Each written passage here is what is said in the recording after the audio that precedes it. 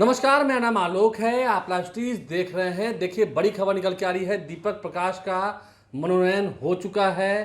राजभवन से इस बारे में सूचना मिल चुकी है। दीपक प्रकाश अब बिहार विधान परिषद के सदस्य हो चुके हैं। देखिए, दीपक प्रकाश जो कि पंचायती राज विभाग के मंत्री हैं, उन्हें लेकर सुप्रीम कोर्ट की ओर से टिप्पणी आई थी कि आखिर कैसे असंवैधानिक तरीके से ये इतने दिनों तक मंत्री बने हुए हैं, किसी सदन के सदस्य नहीं है। ठीक है, बीच में सरकार बदली थी और 27 अगस्त को ही इस मामले पर सुनवाई होनी है।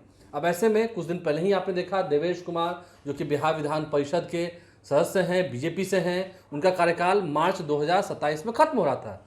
तो ऐसे में आनन फानन में सरकार ने अपनी फर्जियत बचाने के लिए कुछ दिन पहले ही देवेश कुमार का इस्तीफा लिया। उन्होंने स्वतः जाके इस्तीफा कर दिया और अब जब बिहार विधान परिषद की ओर से लिखित रूप से दे दिया गया है राजभवन को, तो राजभवन ने दीपक प्रकाश का नाम तय कर लिया। देखिए, मुख्यमंत्री सम्राट चौधरी से इस पर जरूर बात हुई होगी, सब कुछ तय ही था और बीजेपी के राय मशवरे के साथ ही ये हुआ होगा। शीर्ष नेतृत्व को ये मालूम ही होगा। अब दीपक प्रकाश भी बिहार विधान परिषद के सदस्य हो जाएंगे।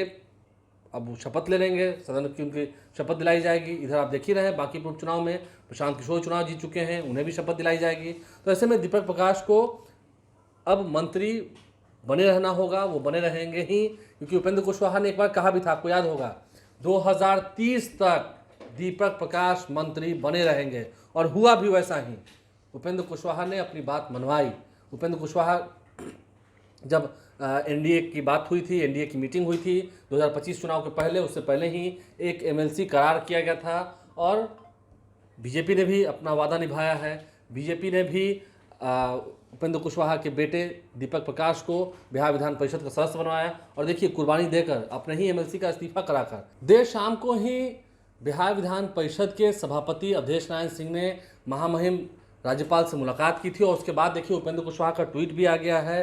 उपेंद्र कुशवाहा ने अब से कुछ देर पहले सोशल मीडिया अकाउंट पर लिखा है, राष्ट्रीय लोक मोर्चा के युवा नेता बिहार के माननीय पंचायती राज मंत्री श्री दीपक प्रकाश को बिहार विधान परिषद का सदस्य मनोनीत किए जाने के लिए देश के यशस्वी प्रधानमंत्री आदरणीय नरेंद्र मोदी जी, माननीय केंद्रीय गृह मंत्री श्री अमित शाह जी, जदयू के राष्ट्रीय अध्यक्ष नीतीश कुमार जी, भाजपा के राष्ट्रीय अध्यक्ष श्री नितिन नवीन जी, बिहार के माननीय मुख्यमंत्री श्री सम्राट चौधरी जी, लोजपा के राष्ट्रीय अध्यक्ष चिराग पासवान जी, इन सभी का केंद्रीय मंत्री जीतन राम मांझी जी के प्रति हृदय से आभार व्यक्त करता हूं।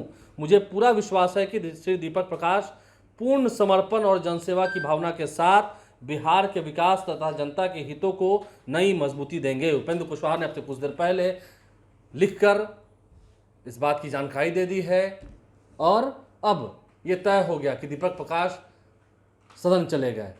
जो विवाद चल रहा था सुप्रीम कोर्ट में, अब वो भी सुलझ जाएगा। सरकार को जवाब देना था, उससे पहले ही ये डैमेज कंट्रोल हुआ और बिहार विधान परिषद के सदस्य बनाए गए हैं दीपक प्रकाश। आपको याद होगा, जब विवेक ठाकुर लोकसभा जीते थे, नवादा से वो चुनाव जीते थे, उसके बाद राज्यसभा की सीट खाली हुई थी, उस सीट पर उपेंद्र कुशवाहा सांसद बने थे, राज्यसभा जीत गए थे। और उसके बाद फिर जब रिन्यूअल की बारी आई तो उपेंद्र कुशवाहा का रिन्यूअल भी हुआ और अब मार्च 2027 में दीपक प्रकाश का रिन्यूअल होना है। उस वक्त भी गवर्नर कोटा से ही उनका मनोनयन होगा। फिलहाल गवर्नर कोटे से ही बिहार विधान परिषद भेजे जा चुके हैं दीपक प्रकाश। एक सीट खाली हुई थी देवेश कुमार की।